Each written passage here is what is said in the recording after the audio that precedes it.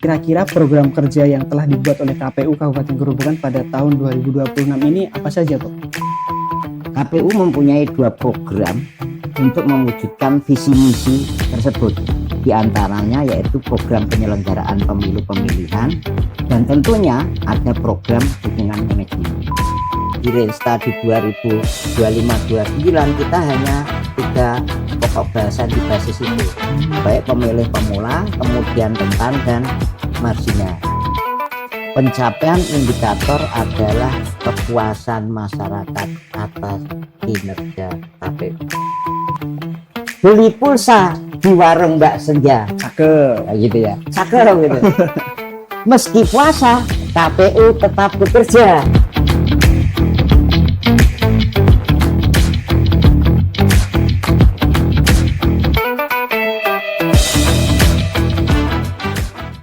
Assalamualaikum warahmatullahi wabarakatuh. Salam Waalaikumsalam. bahagia dan sejahtera bagi kita semua. Halo sedulur pemilih, kembali lagi bersama kami dalam podcast KPU Kabupaten Gerobokan, Gosip D, Gerobokan Sinau Pemilu, Pemilihan, dan Demokrasi. Dengan saya, Bang Pamungkas, yang akan menemani sedulur semua.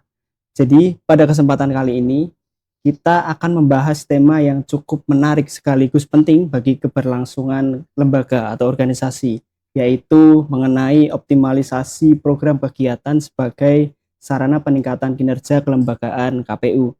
Dan tentunya pada episode kali ini saya tidak akan membahasnya sendirian karena kita telah kedatangan narasumber yang cukup berpengalaman, yakni Bapak Ngatiman SE. Terima kasih Mas Ya. Bambang. Beliau selaku Kepala Divisi Sosialisasi Pendidikan Pemilih, Partisipasi Masyarakat, dan Sumber Daya Manusia di KPU Kabupaten Gerobokan. Assalamualaikum Bapak Ngatiman. Waalaikumsalam Mas Gimana Bambang. kabarnya Bapak? Alhamdulillah.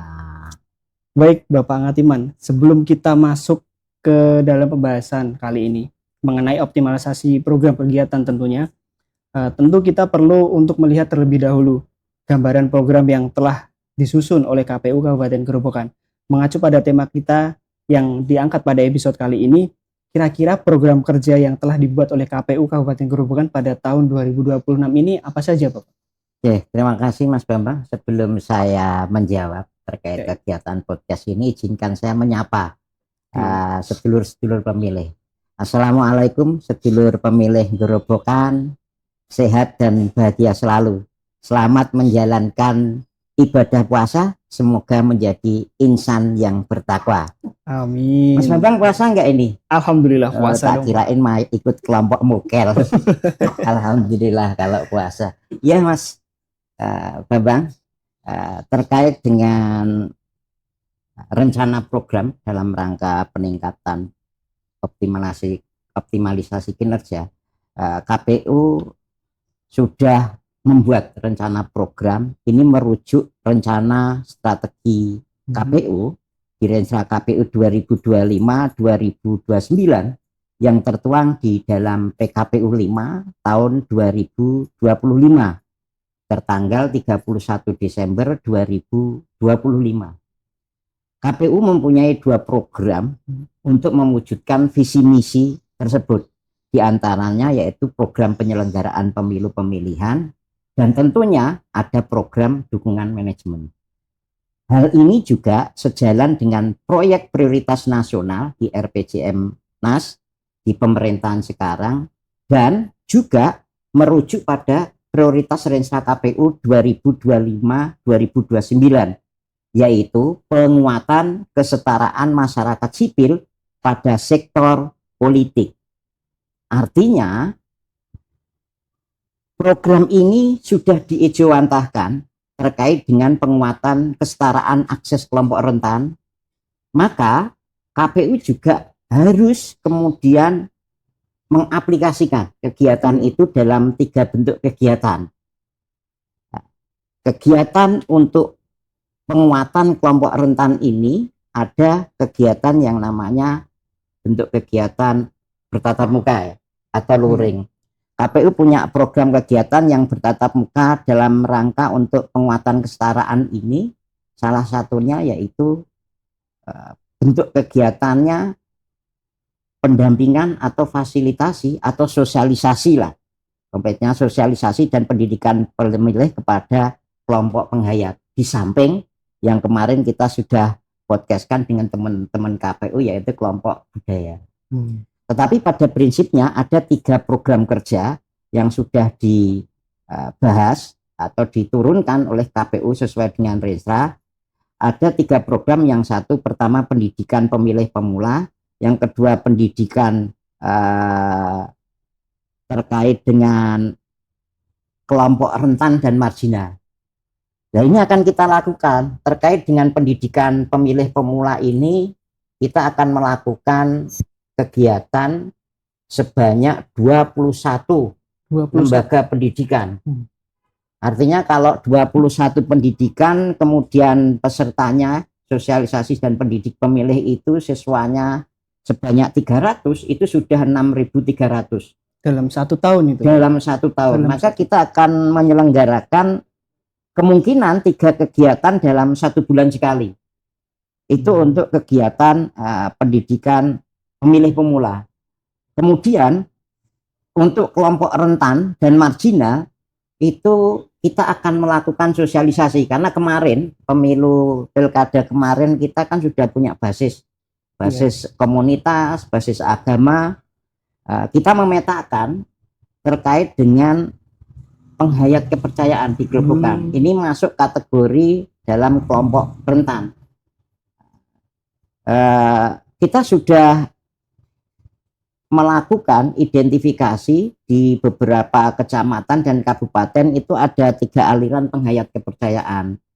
Di antaranya yaitu Himpunan Penghayat Kepercayaan atau HPK itu, kemudian Sastro Jendro dan Sabto Dharma. Ini juga dalam rangka mengaktualisasikan bahwa pemilu itu yang inklusif. Betul. Artinya pemilu itu akan memberikan akses yang sama, tidak ada perbedaan perlakuan. Nah, ini akan kita lakukan secara optimal, karena kita kemarin sudah mapping berdasarkan evaluasi pemilu Pilkada 2024 yang sudah kita lakukan. Kita sudah menyisir di mana lokusnya, kemudian siapa ketuanya. Yang ke depan ini akan kita lakukan diskusi.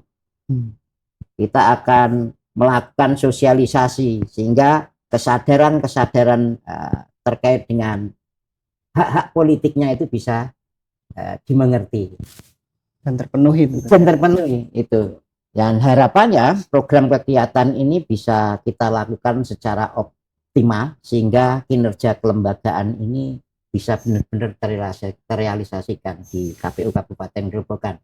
Ini saya garis bawahi ya, ini hanya program khusus divisi di Sosdiklik Parmas dan SDM. Itu Mas Bambang. Baik, menarik sekali jika kita melihat bahwa program-program yang telah disusun itu ternyata mengacu pada Renstra KPU ya Pak. Peraturan KPU nomor 5 tahun 2025. Nah, berkaitan dengan hal tersebut untuk mendukung pelaksanaannya, karena kan tidak mungkin program disusun kemudian tidak dilaksanakan. Betul. Nah, bagaimana kemudian gambaran alokasi anggaran Bapak? Oke. Iya Mas, sama sih sebenarnya. Untuk mewujudkan visi misi tadi, setelah kita membuat program maka butuh adanya yang dukungan. Betul. Dukungan manajemen.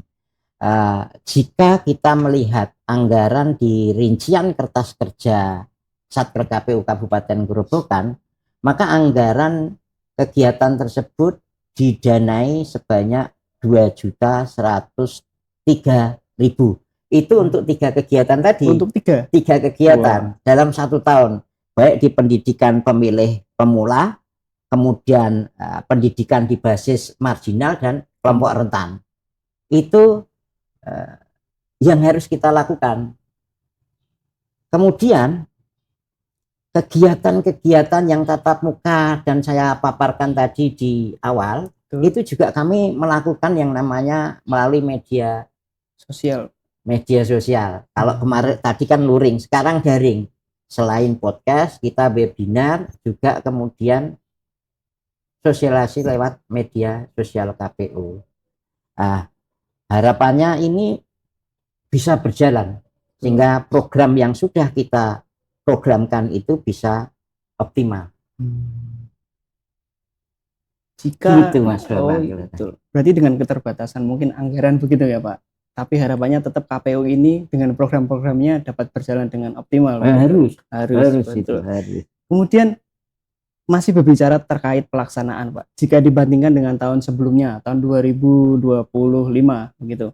Adakah perbedaan strategi atau pendekatan baru yang dilakukan oleh KPU dalam merencanakan hingga melaksanakan program kerja di tahun ini? Sehingga program yang telah disusun itu benar-benar mencerminkan adanya optimalisasi Bapak, bukan sekedar rutinitas biasa. Oke. Biasa di siklus tahapan itu biasanya ada perencanaan, pelaksanaan, dan evaluasi. Betul. Kita kemarin sudah melakukan evaluasi, kemudian kita membuat rencana strategi kegiatan program. Sebenarnya tidak ada perbedaan karena strategi dan metodenya itu sama yang kita lakukan terkait pendekatan kepada masyarakat, sehingga transformasi kepada masyarakat, sosialisasi dan pendidikan ini bisa diterima kepada masyarakat.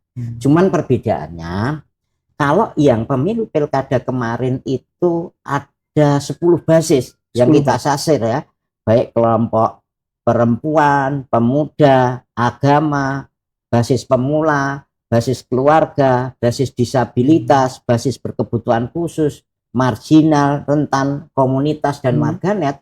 Tetapi untuk Rensta dari evaluasi yang pemilu pilkada 2024 kemarin itu menjadi Rensta di 2025-29, kita hanya 3 pokok bahasan di basis itu, baik pemilih pemula, kemudian rentan, dan marginal. Nah, ini yang membedakan aja perbedaan basis saja. Nek polanya, mekanismenya itu sama karena kita sudah pernah melakukan itu, apalagi ini saya sudah 2 divisi, 2 periode dengan 2 divisi yang sama, sehingga metodenya akan kami lakukan sesuai dengan kemarin. Nah, kalau kita mapping kemarin itu berdasarkan data di 2024 ya, pemilu pemilihan itu serentak, itu kalau di himpunan penganut kepercayaan itu untuk yang marginal ini di 80 orang ya, kurang lebihnya. Nanti kita validasi lagi, sekaligus kita buat rencana kerja kegiatan tadi menggunakan anggaran tadi untuk teman-teman marginal ya, dan kelompok rentan ini. Kemudian yang di Sastro Jendronya itu sekitar 40 orang, kemudian yang Sabto Darmonya itu 85 orang, jadi sekitar 205. Ini juga semangat sih sebenarnya Mas, karena kemarin Bawas itu mengeluarkan buku yang hasil risetnya katanya itu teman-teman KPU tidak pernah melakukan sosialisasi, dibuat diagram itu 0%. Padahal kita punya kelompok yang namanya basis di relawan 10 tadi, belum penyelenggara kami yang di PPK, sekretariat PPK, PPS, KPPS, kemudian TPS. Itu ada berpuluh-puluh ribu. Kalau kemudian Bawas melakukan metode riset, katanya kita 0%, maka kita akan, ini menjadi pemantik kita lah, penyemangat, tetapi juga akan kita bandingkan lagi, benar nggak ini data yang didapat oleh Bawas, kemudian dengan data dan metode yang kita dapatkan ke depannya. Nah, karena harapan kami, karena berdasarkan hasil perolehan peningkatan partisipasi itu kita sangat signifikan. Dari yang kemarin pilkada 2019 itu partisipasi kita 63%, itu sudah naik menjadi 72%. Artinya sudah ada peningkatan yang signifikan. Begitu pemilunya kok kemudian Bawas menemukan hal yang berbeda. Ini ternyata KPU tidak pernah melakukan sosialisasi kepada teman-teman penganut kepercayaan. Dalam konteks ini bisa dimasukkan dalam basis marginal atau kelompok rentan. Padahal kita punya itu loh, relawan basis agama, relawan marginal sudah ada. Gimana ini perbedaannya? Itu akan kita temukan nanti, kita ke depan akan kita kaji lagi. Kita juga akan melakukan sosialisasi, penelitian, sekaligus akan kita buat data pembanding. Sehingga benar nggak teman-teman melakukan sosialisasi dengan hasil yang terukur kita naik kok ternyata menjadi 0%. Ini kan pemantik semangat kita sebenarnya. Betul. Itu ya Mas yang mungkin semangat kita lah ke depan dengan adanya buku dari KPU ini, temuan ini katanya. Berarti, meskipun ya katanya tugas sosialisasi itu kan bukan tugas KPU, tetapi Bawas juga melakukan sosialisasi. Ini hanya tambahan aja terkait dengan temuan yang menarik untuk kelompok rentan yang menjadi Renstra 2025-2009 bagi teman-teman penghayat khususnya di Grobogan. Maka kita akan datangi, kita akan melakukan sosialisasi dan pendidikan pemilih. Dan itu akan kita lakukan di 1 tahun ke depan ini. Sekaligus saya mau menyapa rekan-rekan yang di HPK, kemudian teman-teman di penghayat Sastro Jendra dan Sabto Dharma. Gitu Mas. Berarti secara garis besar tidak ada perbedaan ya Pak, strategi yang dilakukan dari tahun sebelumnya. Sama, metodenya sama. Berbeda pada fokusnya saja. Hanya fokus basisnya aja yang dulu 10 itu kita hanya di 3 basis itu. Terlebih ada pemantik dari luar begitu. Betul, ya. Maka ini menjadi jiwa yang baru, semangat baru. Betul, untuk KPU ya, untuk fokus terhadap basis yang dikatakan tidak ada sosialisasi. Betul. Begitu. Kemudian Bapak Ngatiman, masih terkait pelaksanaan program kegiatan yang disebutkan tadi, saya yakin tentu tidak selalu berjalan sendiri, tidak selalu dilakukan oleh KPU sendirian. Apakah kemudian ada kerjasama atau kolaborasi yang dilakukan oleh KPU Kabupaten Grobogan dengan pihak eksternal atau stakeholder, dan sejauh mana kolaborasi ini itu dapat berdampak pada pelaksanaan program kegiatan, Pak? Oke. Terkait dengan hal tersebut, ada hal yang perlu dilakukan terobosan dengan keterbatasan anggaran kita. Tetapi harapan kita optimalisasi program sehingga kinerja kelembagaan itu bisa naik. Kita harus membuat rencana ini, hubungan antar lembaga, kerja-kerja bersama di lintas yang lain. Terkait hal tersebut, KPU itu sudah melakukan koordinasi dengan Kesbangpol. Karena Kesbangpol juga punya kewajiban yang perlu digarisbawahi ya, sukses penyelenggaraan terkait dengan peningkatan partisipasi pemilih, baik yang di pendidikan pemilih pemula maupun di sektor yang marginal maupun yang rentan, itu menjadi tanggung jawab bersama agar sukses ini penyelenggaraan bersama. Maka kita membangun ini dengan Kesbangpol, yang kedua dengan lembaga pendidikan.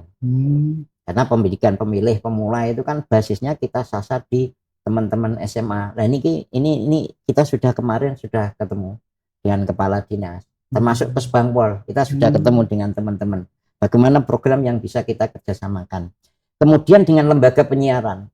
Karena kegiatan kita itu selain dengan podcast kayak gini, kita punya kegiatan gosipdik juga. Itu dengan teman-teman di radio Porsemi atau Purwodadi FM yang kita lakukan. Juga lembaga penyiaran swasta yang kita kerjasamakan dengan Diskominfo. Kemudian tadi karena ini kelompok rentan dan marginal, ada fokus pemantik dari Bawas. Kita punya relawan basis keagamaan, kemudian basis marginal. Kok ada temuan 0% ini, kita juga akan membangun ini. Kita sudah ini kemarin meminta kontak ini, teman-teman kita terjunkan langsung untuk meminta kontak teman-teman ketua, baik ketua HPK, Sastro Jendra maupun Sabto Dharma. Nah, ini kan kita kerjasamakan kelompok aliran kepercayaan ini. Yang kedua, sesuai amanat Undang-Undang Nomor 2 Tahun 2011 tentang partai politik, bahwa pendidikan politik itu juga menjadi tanggung jawab partai politik.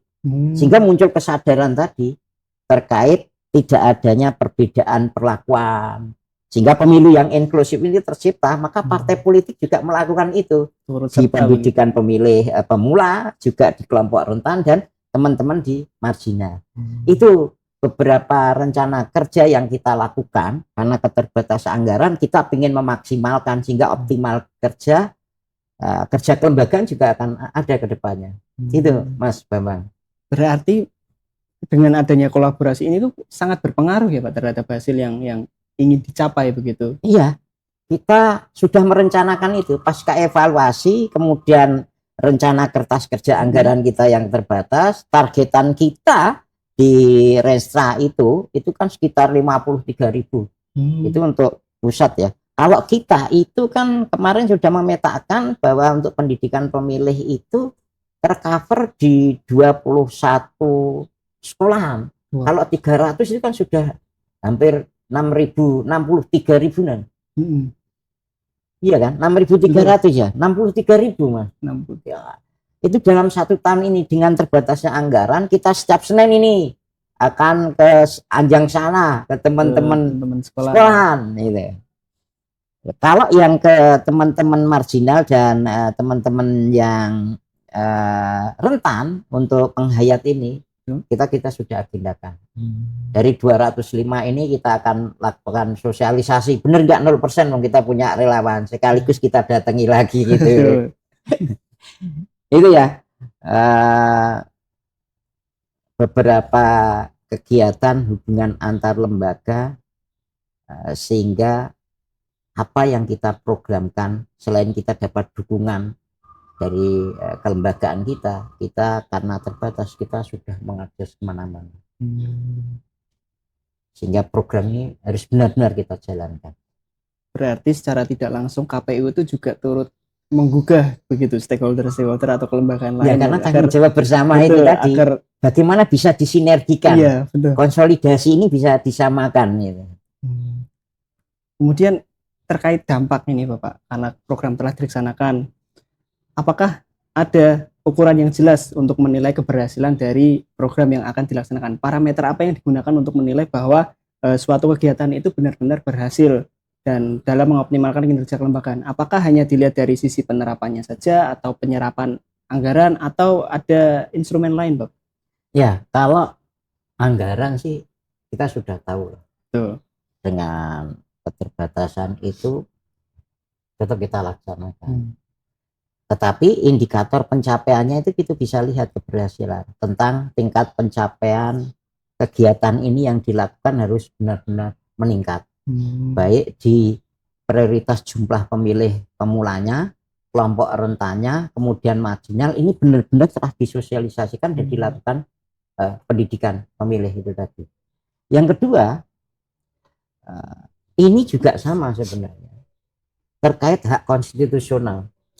DPT itu. Nah, teman-teman ini ada program yang sama di Resta, cuman beda divisi, tetapi bisa dilakukan karena sekaligus sosialisasi dan pendidikan terkait tentang hak konstitusional warga. Indikatornya adalah prosentase daftar pemilih berkelanjutan ini bisa akurat, kemudian termutakhirkan dan komprehensif, sehingga tidak ada lagi yang namanya orang tidak punya suara konstitusionalnya, hak konstitusionalnya dicederai oleh KPU ini. Itu jangan ada lagi. Itu indikator pencapaian. Yang ketiga, ini juga ukuran menyeluruh bahwa pencapaian indikator adalah kepuasan masyarakat atas kinerja KPU. KPU sebagai lembaga layanan kemudian menjalankan program agar optimal, kemudian masyarakat terpuasa. Itu salah satunya juga bagian dari ini materi diskusi hari ini yang kita lakukan ini. Itu Mas, saudara pemilih. Berarti dengan strategi yang telah disampaikan oleh Pak Ngatiman dengan indikator yang ingin dicapai, berarti itu benar-benar terfokus pada pemenuhan hak pilih masyarakat begitu Pak? Salah satunya. Iya, karena prioritas penanganan kita itu di Resta itu salah satunya juga perlindungan hak konstitusional. DPT itu tadi. Betul. Di situ di program sosialisasi dan pendidikan pemilih pemula ini kita akan masukkan juga mana yang belum tidak, sehingga hak konstitusional mereka itu terlindungi, apalagi kelompok rentan. Ini pas ini satu kesatuan. Harapannya ya tadi kegiatan terkait dengan persentase prioritas daftar pemilih berkelanjutan ini benar-benar akurat, kemudian mutakhir dan komprehensif. Itu. Ini Bapak, menurut Bapak apa saja tantangannya selain anggaran gitu yang telah disampaikan oleh Bapak? Mungkin tantangan apa saja yang telah diprediksi dalam menyusun atau merencanakan kegiatan jalan-jalannya program ini, dan bagaimana langkah antisipasi yang telah disiapkan oleh KPU begitu Pak? Tantangannya nggak ada. Tinggal kita itu solid untuk melaksanakan komitmen untuk menjalankan program yang sudah kita lakukan dengan keterbatasan anggaran dan rencana program yang sudah kita lakukan. Kalau kemudian keterbatasan anggaran itu menjadikan alasan hambatan, berarti image selama ini benar bahwa KPU nek ra ono tahapan hanya makan gaji buta, nggak melakukan kerja. Nah ini harus kita buktikan dengan rencana program kerja yang sudah kita lakukan ini kita maksimalkan. Ada tidak ada tahapan sosialisasi dan pendidikan pemilih ini harus kita lakukan sehingga peningkatan kinerja kelembagaan itu benar-benar masyarakat tahu benar-benar tadi terlayani. Itu ya beberapa hal yang sebenarnya tidak perlu dikhawatirkan karena kita sudah memetakan itu dan kita sudah 2 periode ya. Bukan kemudian makin tetapi minimal ketika kita sudah melakukan evaluasi, kita sudah melakukan diskusi lagi, membuat rencana apa yang harus dilakukan, strateginya bagaimana, problem solvingnya apa, tantangan kendalanya, sudah ada solusi yang kedepannya.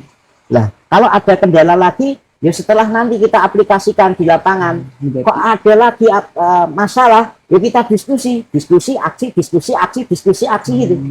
Karena kalau di lapangan ada masalah pasti ada solusinya. Tinggal kita solid nggak menjalankan ini. Sehingga program ini bisa kita laksanakan secara optimal. Artinya yang perlu saya garis bawahi bahwa meskipun dengan anggaran yang tidak banyak, artinya KPU ini tidak merasa terbatas begitu.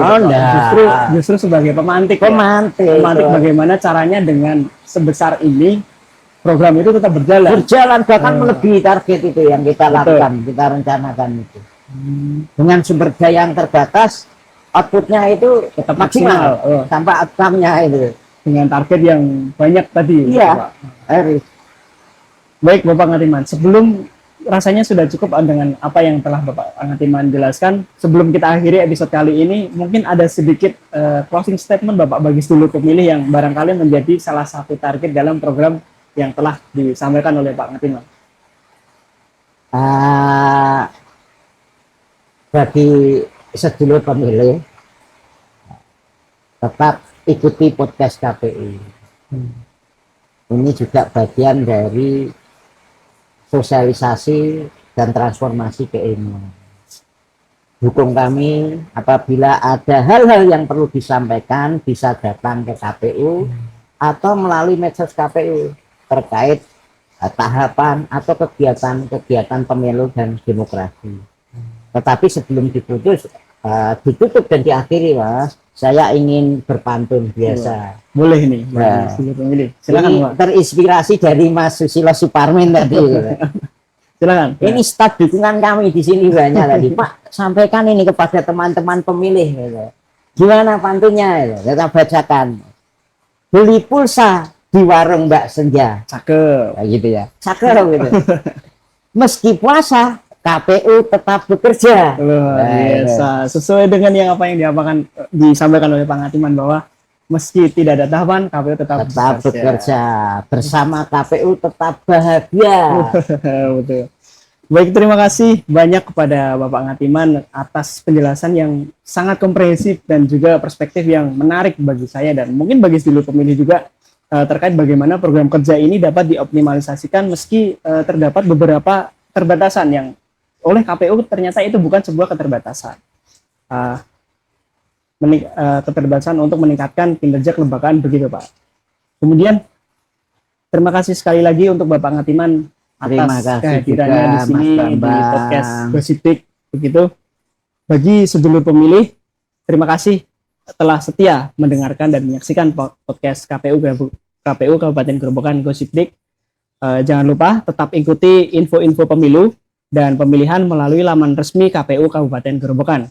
Dapat melalui website resmi atau Instagram, Facebook, dan juga melalui akun media sosial TikTok.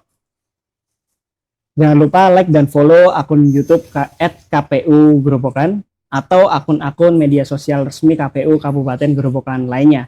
Nantikan podcast Gosipdik selanjutnya yang akan membahas tema-tema dan topik-topik yang menarik dan tentu akan membuka wawasan bagi sedulur pemilih semua. Demikian obrolan dan bincangan saya dengan Bapak Ngatiman. Terima kasih sekali lagi. Wassalamualaikum warahmatullahi wabarakatuh. Waalaikumsalam warahmatullahi wabarakatuh.